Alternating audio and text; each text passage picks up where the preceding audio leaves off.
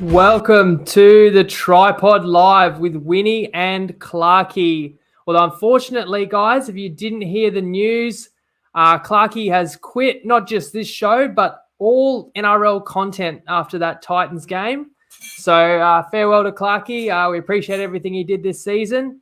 I am really being sarcastic. I have to be careful because people take my sarcasm too seriously. Maybe I haven't got the art form quite right.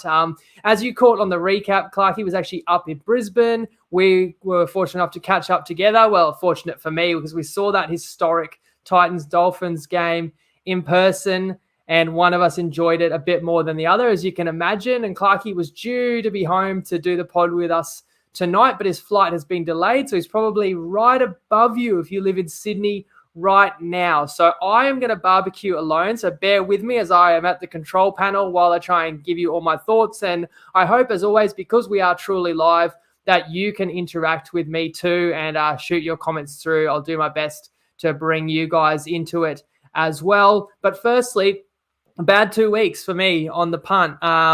Yesterday we swung a winning round into a losing round, losing a best bet and a mixed matchup. Basically lost them both because we needed one more try out of the Roosters. That looked to be in a good position. Certainly 20 points at halftime. It wasn't to be. I will do a lightning recap of the Anzac Day games because you haven't heard about those yet. But of course, I have to just be honest with you guys. I am really frustrated with the best bet results this season. It's not I never want to be saying, if one moment here, one moment there would have changed it, because you can always say that about any bet in any direction. But what's really frustrating me is I feel like I really am seeing the games well this year.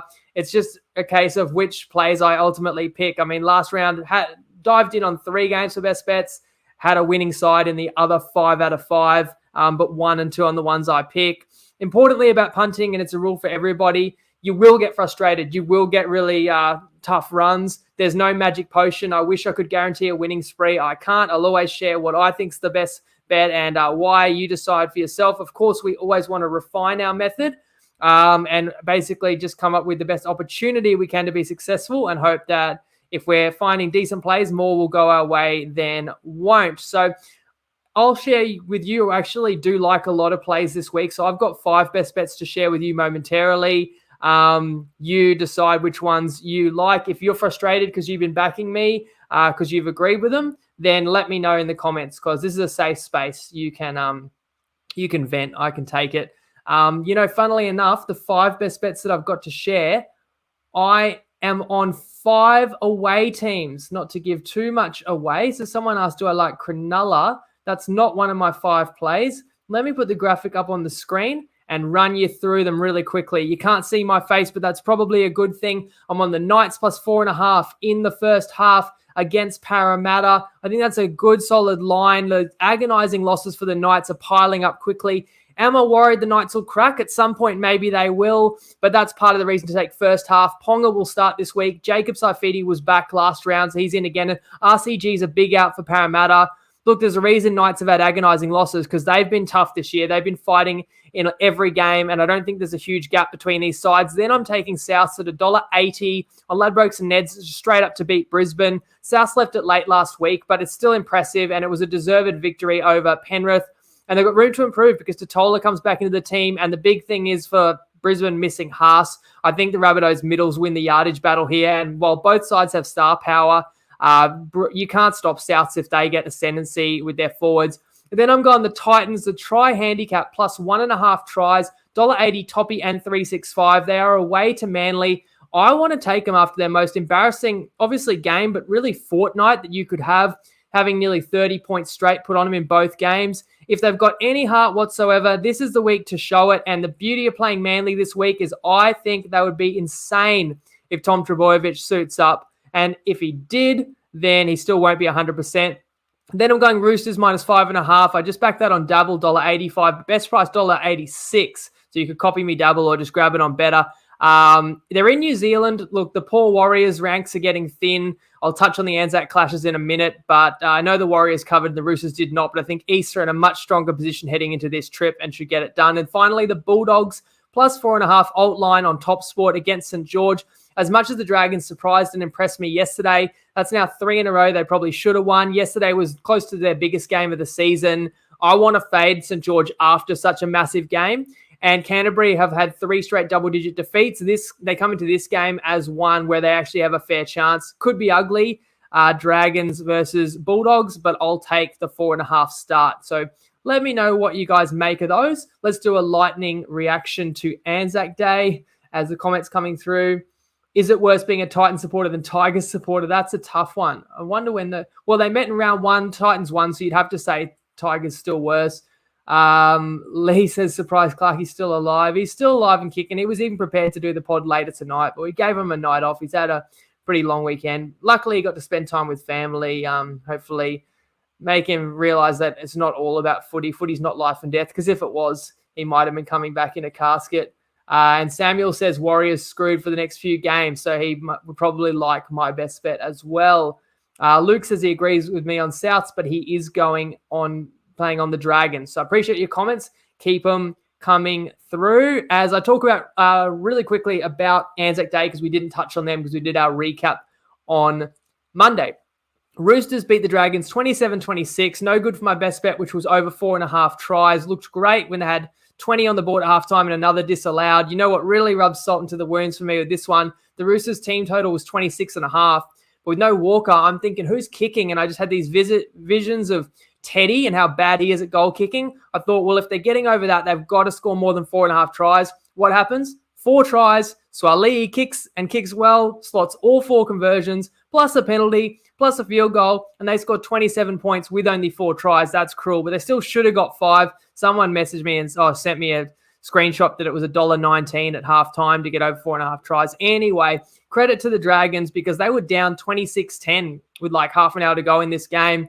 And not only did they come back and tie the score, I think the Dragons win the game if Sloan can get to a Moans kick in behind. There was, 6-7 minutes to go there. I thought he could have dived for it and scooped it off the ground. He tried to toe ahead, and in that case, he just needed a softer toe. And I think that could have been a famous victory for the Dragons, but alas, they fell short. Radley Sinbin, another talking point. What did you guys think of that? Because I thought it was a bit harsh, maybe more of a head clash than a shoulder to the head. And of course, that was with 15 to go. That didn't help our cause for the Roosters getting another try because they didn't score while he was in the bin. Let me swap the graphic now to the later game on Anzac Day, which I've got to say was a great game as well. Just not a great day for me. And I don't want to be the guy who blames the ref. I'll let you guys in the comments say what you thought about the refereeing. But we lost the mixed matchup by 3 points. We had 27 on the board with the Roosters. And I really thought I was doing you guys a favor by bargaining with Toppy to get an extra mixed matchup. I really liked that one on Tuesday. And it was in an okay position. It was in a great position the way the Roosters looked. 27 on the board, I thought it was 50-50. It was paying 220. And certainly the way the Warriors started, we're in a good spot, although you're always wary the Storm can come back. But we lose the mixed matchup by 3 points. And what really grinds my gears, as I said, Warriors led this 18-6. There's 3 Storm tries that I'm not really that thrilled about. So, firstly, I thought it was harsh to even rule a penalty on Dylan Walker for this so-called head slam. It just seems to me like, how are so many players getting sin bin for incidents that the refs don't even blow a penalty in real time? Like, it can't be that bad if nobody notices it, but because there's an injury, we stop and have a look. I feel we overreact to injuries. Of course, Katoa hit his head. You don't like to see it. He got ruled out with HIA. But did Walker do a lot wrong? Can't players get taken to the ground and sometimes hit their head?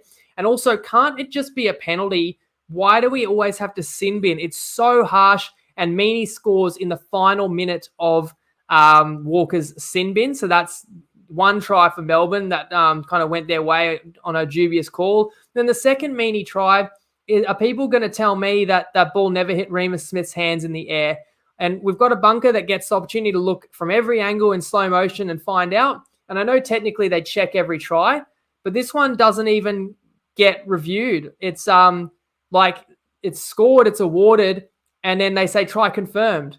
Well, try confirmed means you had a quick couple of looks at it and you're satisfied. No, that one needed to be analysed closely just to see, does it touch Remus Smith's hand? If you can't tell, then award the try. But to not even look at it, it's almost like you want to give that one. And it's a pivotal moment in the game for the Warriors to concede that try there, which pulled the Storm, I think, that might have put the Storm in front by 2 points. So that's a massive Massive moment, as Philip Scatbat says, it sure did touch Remus Smith's hand. So that's another try. And then the last Storm try, which sinks our bet. The Warriors had no subs at that point. They're clinging on. The Storm rolls up the field and gets awarded a 6 again on the 5th tackle, where there's dead set nothing in it. They play the ball as fast as anything, and that's just death. You can't give it. If you give a team 6 again, you're really giving them a huge leg up. And it annoys me when Christian Welsh is 5 meters offside on every kick pressure and Johnson's pointing at him while trying to kick. And that gets a blind eye turned to it, but they find something to penalise the Warriors. So what do you guys think? I don't want to make it all about refereeing. Look, the Warriors were super tough, all considered, with the guys they lost during the game. I think certainly the class of the Storm gave them the ability to come back. I mentioned Grant. Munster had some big moments. I also thought maybe the biggest moment in the game was after a good Warriors kick that had the Storm inside their 10, a play one carry by Olam busts through about 5 defenders and gets to nearly halfway and flips field position. I mean, you have to back up your kick return. The Storm did that better than the Warriors late when the game became an arm wrestle. And that's another reason why they lost. It's not all about the calls. And the Warriors coach, Webster, said that himself. They've got to own some of those moments a bit bigger. But as I said, Tohu Harris was out. Sirinen, HIA, Chance was out in the second half. Tavanga didn't play many minutes in this before he was injured. So there's several reasons why it didn't go the Warriors' way. Let's move to round 9. Samuel says, can't let a New Zealand team win on Anzac Day. But John says it wasn't the ref, it's a friggin' bunker. So, yeah, maybe just call it officiating then. We could agree. We could agree not much went the Warriors' way. Let's say that. Now, bear with me again. I'm going to be on the control panel, as I said, navigating these graphics so that you can see the game I'm talking about. And the opening one is Sharks Cowboys, where the Sharks are 10.5-point favourites at the Prison. This is a rematch of that crazy week 1 qualifying finals game, which, if you recall, the Cowboys scored very late, forced extra time. We got 10 minutes of extra time, and ultimately the Cowboys prevailed. But North Queensland got potentially a season-altering win last week in a game they had to have, while the Sharkies won last week too, but it was against the limited Bulldogs. They both able to pick their same 17. It's in Cronulla. And I think back to that finals game, which was the last time these sides met, and the line was 2.5. So now it's 10.5. I know North Queensland's not the same team as last year, but should the line be adjusted that much? That's my question. It seems like a high line to me. I know the Sharks are better. Probably a shade better in the forwards with no Malolo. I do prefer the Cronulla halves, and I prefer their outside backs as well. So I look across the park. I don't really see where the Cowboys win it, but with the rep players the Cowboys have and that potential springboard effect of last week, I definitely think the Cowboys could come in and play gritty. So it would be Cowboys plus 10.5 or a pass for me. I did consider, as Matt O'Keefe says, plus 12.5 was lovely. I believe he tipped that and we put his comment up a week ago. So I agree, Matt. I think if I could have got 12.5, I would have been with the Undertaker there. 10.5, it was still a lean. Sorry, I'm going to be slow every time I do try and bring up the next game, which I believe is Eels Knights, which you've got there. And the line is 7.5. Parramatta are favoured. You've heard my best bet. I'm going to go the first half plus 4.5 with the Knights. They've both come off unsuccessful trips up north. The Knights got closer than the Eels did to victory, but I don't know if that's a good thing because it's another tough defeat, which is hard to pick yourself up from. Although the Knights have to bye next week, which to me says they can give another all-in effort going into their bye. It'd be huge for them to get a 4th win because it would actually make them 4-1-4 or 4-4-1 going into the bye, which they could probably live with. I've said before, it turns my stomach. They've only got 3 wins this season, given how good they've been with as much disruption as Newcastle has dealt with. Now, I think Newcastle have been the best team in the NRL against the spread. They've covered 6 of 7. So people are going to look at this line and go 7.5. Well, that's a decent start for the Knights. They just cover every week. The issue is, look, the Eels are still a good team at Combank. That's one of the toughest assignments in the NRL. I know Parramatta's not as good as last season. Clearly, you're missing Marnie, IPAP, but they're still pretty good, even with RCG out. So I've mentioned in the recap, the Knights is Hastings 100%. They do miss their specialist hooker. I see this game a bit like Sharks Cowboys in that, I think the home team gets the win, but I think this game can be close. And I think if the Knights are going to fold or crack, it could come in the second half. So I like getting around Newcastle with 4.5 being a key number in the first half. Next up, we've got a beauty. Let me know what you guys reckon about this one. We've got we've got the Blockbuster at Suncorp Stadium. I've got to go the long way around to find this game now. And it's Broncos, South Sydney Rabbitohs, as you can see there. And again, my best bet, I went $1.80 head-to-head. The line is 1.5 with the Rabbitohs favourites on the road. And we've got two of the form teams of the competition colliding at Suncorp the weekend before Magic Round, which sets up for a great feast of footy next week with a beauty that we've got in prime time this weekend. And both sides come in off quality wins. Brisbane's came at a cost. I mentioned before, Payne Haas and Ezra Mann both suspended for hip drops, while the Rabbitohs get stronger off a Thursday game. Now they get in Junior Totola. I think hopefully third time lucky. He's had a couple of injuries already this year. I hope he can stay on the field. And if he can, and I expect he can if he's ready to play, because Souths have such strong forwards that they wouldn't need to rush Totola back. And that's the key to this matchup for me, that I know I've backed against Brisbane the last 2 weeks and I've paid the price, but this is by far their toughest game that they'll have. Well, probably their toughest game since round one. And that middle forward rotation for Souths, when you got Haas out, is the difference for me. Look, if Brisbane's to win, it's going to be another kicking masterclass from Renault. And let's not forget, it's his former team. If memory serves correctly, you guys let me know in the comments. But I feel like Reynolds hasn't beaten Souths yet, because I do think Brisbane beat Souths in the opener last year, but Reynolds didn't even play. So, of course, he wants to get one over his old team. I'm actually looking at the other number 7. I think it's a big game for Ilias because he's got so many stars around him. Opportunities are going to come his way, and I think Ilias wants to show why Souths have put their faith in him. And I'm not ruling Brisbane out. It's anyone's game. When you got superstars, you got Walsh versus Latrell, you got Carrigan versus Murray, but I'm looking at Jock Madden in there at 6, and I'm looking at the Walters-Pakes combination at 9. That's no Damien Cook. So I think the Rabbitohs can knock off the ladder leaders. As Matt says, the Broncos beat them twice. So that means that Renault did get his revenge over the Rabbitohs. For some reason, that was escaping my memory. That must have been down in South Sydney last year. Can't recall, but trust Maddie on that one. And usually I'm pretty good with these ones. Maybe I must have been on Souths and blocked it out of my memory or something. Although usually you remember the losses even more easily. So maybe I was on Brisbane.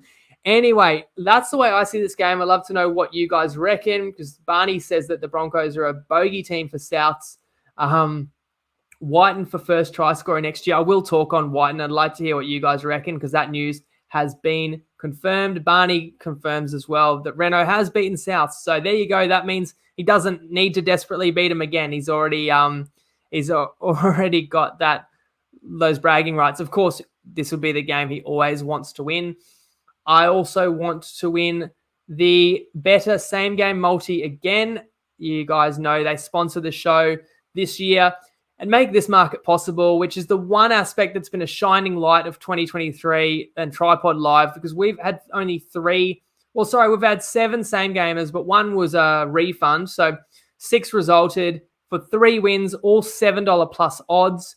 And if you want more punting content after this show, of course, check out the Better YouTube channel, where the Fox League Lab panel dissect the incredible clash between Dolphins Titans, and then they look at the upcoming fixtures for these sides. Plus, they deep dive into this very game, Broncos Rabbitohs, which is the match of the round to fuel even more SGMs. As I say, I'm cooking up my one, which will be out on Friday afternoon. People always ask me, how do they find it? TryPod group, TryPod Instagram, Clarkey's Facebook, Clarkey's Instagram. And I tell you guys, dead set, I spend a good hour on this every Friday morning, cooking it up to my perfection and getting it out on Friday afternoon for your enjoyment. Ask yourself, though, what are you really gambling with if you do want to get involved? Because there is free and confidential support. Anytime you need it, call the number on the screen or visit the website. Let's move to Saturday. We got a game in Wagga. I'm going to be a little bit slow in getting us that one up, but it is Raiders Dolphins. And the Raiders, while it's a neutral venue, the Raiders have played at Wagga multiple times, and they are a 4.5 point favorite over the Dolphins. I want to get some of your comments on the screen too. Clarkey's second RDO, Blanchy says. Rabbitohs in better form. Scatbat says a big loss, no pain. Haas, agree with that. Barney, shame Corey Oates is out or he'd be an absolute lock. And John says the more the Bronx win, the less I back them. I've kind of had my reasons in each week. I didn't mind the position a couple of our bets have been in. It hasn't got our way. But it is funny because I really rated Brisbane early this year. And then once everyone else realized they were good, now I'm a contrarian. I have to go against them. I admit there's something to that. But look, I just call it the way I see it. Do think Souths win that one, and I'm confident enough to take them for a best bet. Scoutbat says he's thinking Dolphins. Did I say the line is Canberra minus 4.5? And I do think it's a good spot for Canberra with one possible caveat. I want to talk about the Whiten news, and I'd love to hear what your guys' take on it is. Would you have gone? Would you have stayed in Canberra for more money and to continue playing 5'8", where he won a Dally M and a Clive Churchill? Would you go to Souths and play centre and play in an absolutely star-studded team? Would you have gone to the Dolphins for a new kind of legacy and a new opportunity, also for the bigger money? I'll weigh in on that in a minute. But in this game, of course, you've got the Dolphins off this incredible victory, as Clarkey and I recapped. In general, when I see a team win, snatch victory from the jaws of defeat, I think that can energize a team. I mean, how confident, how much spring in their step are they going to have at training? But there is always the risk of a letdown, which would make me nervous about playing the Dolphins this week with the start. Whereas I look at, mind you, Kenny Bromwich coming back in. It's not many weeks this year where we've actually been able to say the Dolphins get stronger. It seems like any week they got someone back, there was always someone else out. So they'd get to add to the team that pulled off the 26-point comeback. But I hate to say it because although I'm a Dolphins fan, you have to favour Canberra here off the bye, which at this point in the season, there's no debate for me. Like, it's very beneficial. You get that rest and recuperation. Earlier in the year, you could argue, well, you lose the reps. You're not building up the match fitness. But at this point in the season where everyone's played enough footy for that to not be a concern and everyone has knocks and niggles, I think Canberra comes in fresh. They got an ugly win at home, which they know they didn't play well in. Jackie Whiten did not play well in that game. And I think that's the key story, which also kept me off this. He's really going to want to play well. I know he's announced his move to South Sydney. I'm sure he's going to tell his team he's 100% with them this year, and he'll want to prove it with his actions. But you just wonder, is there a fragmented dressing room or how shattered Sticky will be? It's an unknown for me. So I'm very interested to see how the Raiders go. Like, do they regroup and do they give a good account of themselves in this game? Because Jackie Whiten's beloved by the fans and by his teammates, but I feel like that could go one of two ways.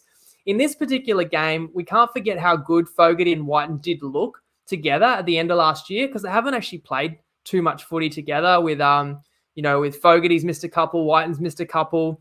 And I think that their halves can be the difference in this game and why I actually considered betting on Canberra minus 4.5 against my beloved Dolphins. But yeah, just knowing that this Dolphins side is all together and super confident and playing better than the sum of their parts. Whereas, am I sure that we can say the same for the Raiders? I'm not. So I left that one alone. Let me see what you guys reckon. Raiders 1-12 says Jennings still trying to find the try line. Yeah, some say he's still on the ground at Suncorp. Barney says go win a comp with your mates. Will they have a chance? Oh, Lee, I thought Leanne was talking about me, saying he's an idiot, but I'm going to say that's probably the call about Whiten's decision. Lee would take the unders for sure, although that might be, I don't know if you mean unders in the contract or unders in the game, in this game, Raiders-Dolphins.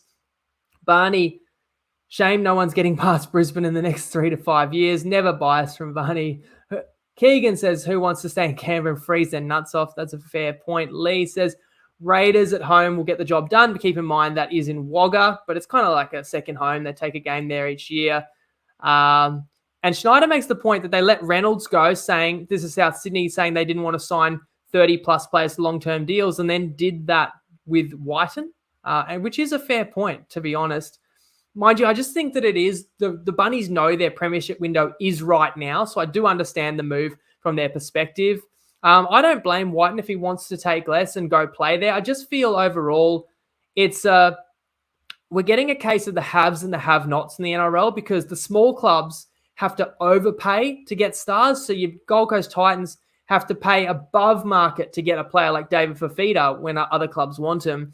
And these star-studded teams like your Roosters, your Panthers, Storm, certainly South Sydney, they can somehow pay under market value and get these players. So even though we've got a salary cap, it's not parity when there's this imbalance. But what can you do? You can also argue it's a reward for running your club the right way, for having a great nucleus, for having great coaching and being a destination players want to play. I don't think there's ever going to be a perfect answer to get a completely level comp. Obviously, I always like the competition to be close. We don't want teams that get flogged every year and teams that are always perennial powerhouses. And, in theory, with a salary cap, you shouldn't have the same teams always top 4 every year, but quite a few have sustained success for a long time. But I don't blame Jack Whiten. I mean, if he wants to do that because he's going to enjoy his footy more, and often players want to go and play for a better team because they're going to get more rep opportunities, going to get more notice, but he also retired from rep footy. So he wants to win. This is a really harsh truth, but maybe he sees the writing on the wall in Canberra. Like, they had their window. I hate to say it, but their window was when it was a level scores with 10 to go in the 2019 grand final. And sometimes you just never get back there. I mean, will Parramatta get back there with this core? We don't know. Like, sometimes not every team gets to be Penrith and just gets to keep coming back until they find success. So I do wonder if Jackie's looking at that and just seeing a Rabbitohs team that's going to win a lot more games than the Raiders will next year, regardless of who he's playing for. And if he's playing for South Sydney, oh boy, that's such a scary spine, or scary squad, to be honest. How they keep them all under the cap, I'm not even entirely sure. Scatbat is going Dolphins for the upset. JK asks, what number would you get the Dolphins? See, I lean to the Raiders, so I feel like I definitely won over a converted try before I was tempted by the Dolphins. I don't think we're going to get there. Blanchy says Redcliffe would be a great place to raise a family. Not sure about Redfern. Shades of the Warriors, massive comeback win and then lost next week to Knights, Matty O'Keefe says in regard to the Dolphins. John says, take any deal, get out of Canberra. So I'm getting the vibes there, guys, that people understand his decision to leave. Luke says Raiders off a bye, neutral venue. Finn's crazy win, but worrying about the destabilizing news. So that's what I was getting at. Geez, your comments are coming in thick and fast. I really appreciate it, guys. And if I didn't read them out, I'm putting up even more on the screen while I actually share a special announcement, one that I'm really excited about, that has just been locked in, and that is we are bringing a massive crew, a TryPod crew, to Magic Round Sunday the 7th for the triple header on Sunday. This will be the biggest TryPod gathering we've ever had in 9 years. I've got a heap of tickets, and I can already tell you, I won't name names, but already about 20 people who are contributors to the pod and legends that you would know are gonna be there, whether they already had tickets or whether I've got a ticket for them now. We're all going to be sitting together, and I've got more to give away. And if you live in Southeast Queensland, or you can potentially get to Magic Round, obviously if you're already going, we'll give you the details. You can come and say g'day. We've got a clip from Tristan coming up. He's going to be there as well. This event is thanks to Top Sport. It's going to be, I reckon it's going to be unreal. It's going to be even more fun to be had on the day that I won't share the details of right now. If you're keen, comment keen. I will give a couple of tickets away to people who comment keen tonight, but you'll find out if you won on the Sunday live recap. But if you can make it, I will give you a ticket if you comment keen, for a couple of people, that is. I'll make sure that everyone going is a TryPod member, and I think it's going to be an outstanding day out. I can't wait to meet a bunch of people face-to-face. So people message me from other states, other countries who are coming along, who I'll get to meet for the first time.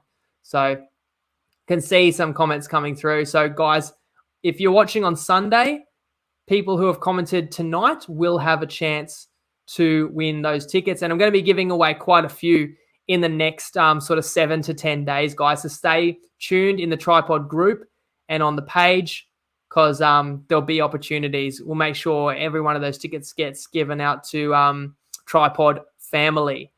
Let me now bring up the next game, which is Manly versus the Titans. And the Titans are one of the teams we will get to watch at Magic Round. They play the Eels at Magic Round, but this weekend they play Manly at 4 Pines Park, and Manly are a 6.5 point favorite. And I've gone the Titans plus the try handicap. So let me elaborate on that.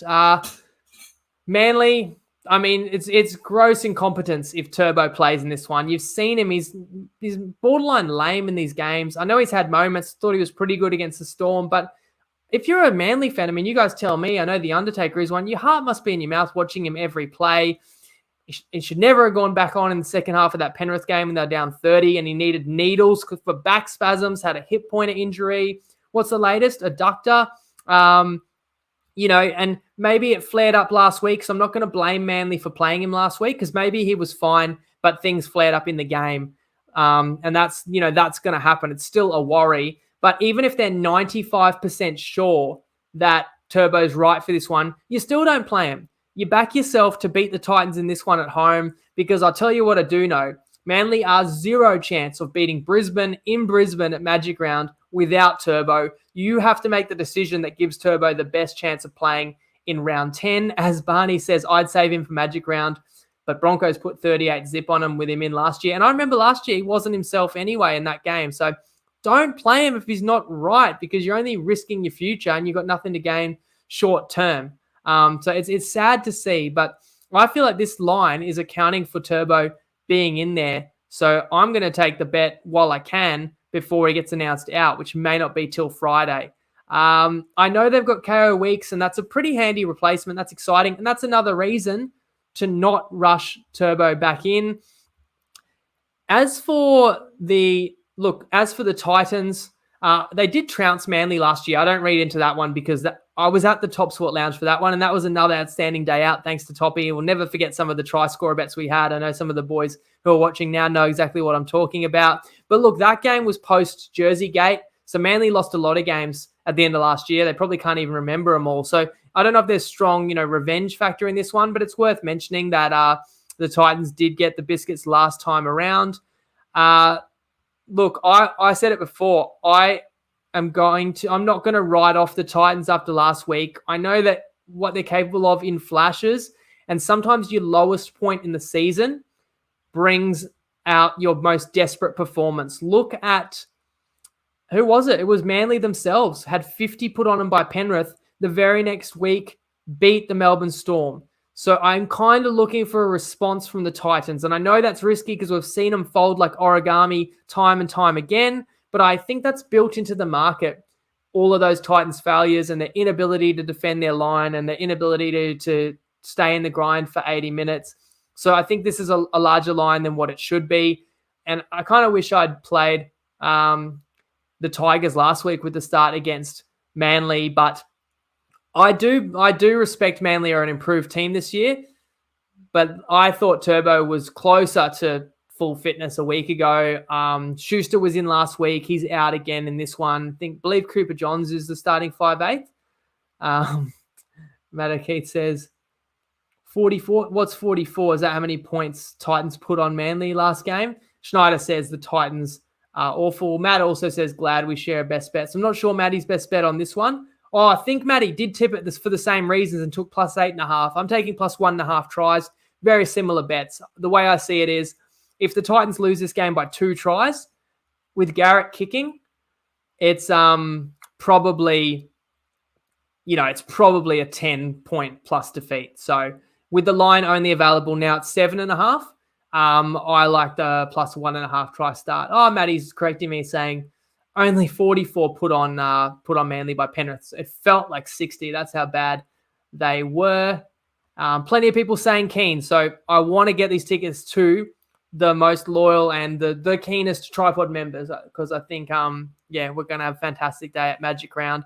And even if you don't need tickets, or even if you don't win them, get yourself a ticket. We'll let you know where we all are. We'll have some giveaways. We'll have some stuff, some prizes and some stuff. Just be able to catch up. So looking forward to it very much, guys. But that's in 10 days' time. I think I've given you my thoughts on Manly Tigers. Let me move to Panthers Tigers, which is in Bathurst. Once again, I pull these graphics up manually with Clarkey in transit. He's our graphics man usually. But hopefully you can see there that the West Tigers are an 18.5 point underdog to the Penrith Panthers. Huge line, although Tungo is out for the Panthers. Tyrone Peachy comes into the left center spot. Penrith's off a loss and a long turnaround. I do not want to take on the Panthers. So I know I'm not taking the plus 18.5. Let's start there, because once this Penrith side gets on top in a game, they're almost impossible to stop. I guess you could say Souths did stop them. Wests are not Souths, that's for sure. Charlie Staines and Kapoa are out. No Faluma and Naden come back in. I know Wests are going to lose. I'll say that with a fair bit of confidence. But the truth is the Tigers are not as bad as a lot of people think. So I wasn't going to lay the 19.5 either, because Penrith's not full strength. Still no Liam Martin. Still no Vicious Fish. So I'm just going to pass this one. And before I move to Sunday's matchups, we've got 2 more to cover and a mixed matchup to share. Let me play Tristan's video about how the markets are shaping up, and I'll keep putting your comments on the screen too. G'day everyone, it's Tristan Merlihan here from Top Sport, and we had a very exciting round 8 of football where 6 out of the 8 games really came down to the wire. It's been a tough old week to price up this week, because obviously the teams have come out a day later. We've got teams on quick backups, a little bit less time to reassess everything. So I think I expect these markets to jump around a little bit in the lead up to game time. Probably a couple of the biggest moves, or the biggest move certainly, has been the South Sydney Broncos game, where this game opened close to pick 'em. South Sydney are clear favourites. Obviously, a couple of key Broncos are out of that game, but they, they're also at home and they've been playing very, very well. The game that's going to probably move the biggest is the Manly Titans game. Obviously, Turbo hurt himself there in the game against the Tigers, and he has been named, but I think it's Friday they're going to announce whether he's in or out of that side. So I'd expect either way there's going to be a sizable move. And then the other game that has seen some support, which is a little bit surprising for me, is the Warriors have been back from 7.5 into 6.5. Obviously, they were down on troops there at the end of that game against the Storm, and I probably expected they might miss a few other players, and maybe they might the money might come for the Roosters. But certainly punters are liking what they've seen with the Warriors so far this season. So that's been the other move, as well as the Dragons, should I say. They've gone from 2.5 out to 3.5, where the Bulldogs again are battling for troops. So we'll see how this weekend works out. We've got Magic Round the weekend after, so Jacob's obviously going to get a few people down. I'm looking forward to meeting a few of you. I'm going to get out there with a few of our crew as well. So cannot wait for Magic Round. It's going to be a really, really good spectacle. We're going to be there Sunday in 3 good games, and hopefully the pitch holds up really, really well. So good luck to everyone if you're having a wager this weekend, and as always, gamble responsibly. Thank you, Tristan. So you'll get to meet Tristan as well, and some of his team too. So we've got a big crew, I say that much, and get involved. As Tristan said, there's been some money for the Warriors, but it's not my money. I do like the Roosters. You can still see the line is still 6.5 on Top Sport, with the Roosters favoured in New Zealand.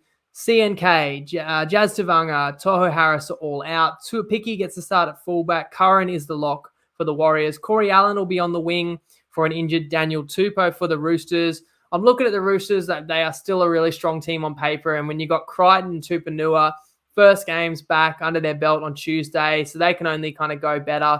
Manu looked very dangerous, as we expected at 6. They got the confidence that you do get when you snap that losing streak by getting a win, but I feel like you get no complacency out of the favourite Roosters, because they nearly let a 16-point lead slip to the Dragons. And this bet for me, I didn't want to rush out and play against New Zealand. They've burned me before. I feel like one of the only times I was actually on New Zealand was yesterday, when I needed them to keep the Storm under 27 points. And that's the one time they didn't defend well this season, but it wasn't their fault. The injuries piled up, and they don't get many of those troops back in this one. So it comes back down to firepower for me. I think the Roosters get the job done in New Zealand. So I will actually not only take the -5.5, which is $1.86 on better, but I'll build it into the mixed matchup too. And I'll go straight back to the well, or as old man Winnie Sr. says, look for your money where you lost it. We'll go Roosters to outscore the Warriors this time. Max stake 200 at $2.45 on Toppy. You can get a Toppy account with the code TP Live. So this bet needs the Titans to defend. That's not much to ask, is it? I actually think that's kind of the point, that the Titans had their manhood challenge this week, and therefore I think players are going to fight for a first grade spot. And like, this Titans team are not completely useless dead ducks. I think they can come in here and not only defend to prove a point, but defend to give themselves a chance in the game, especially if Turbo's not in. And then I go back to the fact that I just think the Roosters, despite the fact that the Warriors won't give it up easy, the Roosters, I can't see the Warriors going the distance for 80 with East. So I think we'll have a few points. Or I think it'll be a modest total that the Roosters will have to chase down for us on Sunday. One more game to cover, and I do have a best bet for it, as you have heard. And I wonder if the line has moved at all. I took the alt line of +4.5 at $1.80 with the Bulldogs against the Dragons. The current line is 3.5, and I have seen that drop 10 cents because when I tipped it, the Bulldogs were +3.5, $1.95. Now they're $1.85. So I would dare say that the best bet has something to do with it, which is interesting because best bets aren't even going that well this year. But it shows there's some faith, guys, and I always want to repay your faith. And I always do my very best with these tips. And I couldn't go past the Bulldogs, but I know there's a good case to be made for both sides. So I'd like to hear what you guys think. Someone said that's not the mixed matchup. Roosters to outscore Warriors. Am I going crazy? Let me double check that, but I shouldn't lose my place because of one comment. But if someone else wants to double check that, let me know. I will in a minute as well. Just getting back to this game, Dragons Bulldogs. Sorry, you kind of threw me there. I hope. Oh, the Roosters are playing the Warriors. So you're right. I am off my head. It should be. It's because I didn't have the graphic. And I'll comment it again. Roosters to outscore Sea Eagles. Sorry, I am losing it. At 245. So no, you don't get, thanks for correcting me, the beauty of live pods, you don't get the Roosters to outscore the Warriors when they're $1.50. You get the Roosters to outscore the Sea Eagles. So they're both about similar magnitude favourites. And I've got a best bet on the Titans plus the 1.5 try start. And of course, I've got the Roosters minus the 5.5 in New Zealand. So everything I said before, and that's why I was talking about the Titans defense, because we need the Titans to hold Manly to a total. I want something under about 24 points. And I think we'll have a great bet at 245. Thanks for having my back, guys. You guys have helped me correct that little mistake there. Okay, so that's, 5 best bets this round and a mixed matchup. But let me just get my teeth back into Dragons Bulldogs, which is the last one. It's at Wynn Stadium. And I hate to say this, but boy, it's got to be tough being a Dragons fan. And because they went close the last 3 weeks. They really could have won the last 3 games, maybe should have. Now they come into a game actually as a favourite, where in the past 3 they were underdogs and had a chance to win. I don't know if I trust the Dragons as a favourite. Do you? Are they much better than really anybody this year? I just don't feel like the Dragons play a brand of footy that dominates any games. So I give the Dogs a big hope. I feel like the Dogs have had 3 games where they had very little chance of close to full strength Bunnies, Eels, Sharks. But now they come into a game where the losses that the Dogs are suffering aren't going to cripple them, because I actually think on paper it's a pretty even game. The Dogs are not a terrible outfit either. I see these teams as very evenly matched, and therefore I've got to take that start. Whether the Dogs get an outright win, which I would reckon they're a serious chance, or it goes down to the wire and you can take the 4.5. Ryan says Penrith Tigers is officially a sellout. I don't know if I mentioned before, that one's in Bathurst. So we've got a couple of games in the country this week, and then Magic Round is upon us quickly. So I'm sorry that I didn't get these tickets earlier.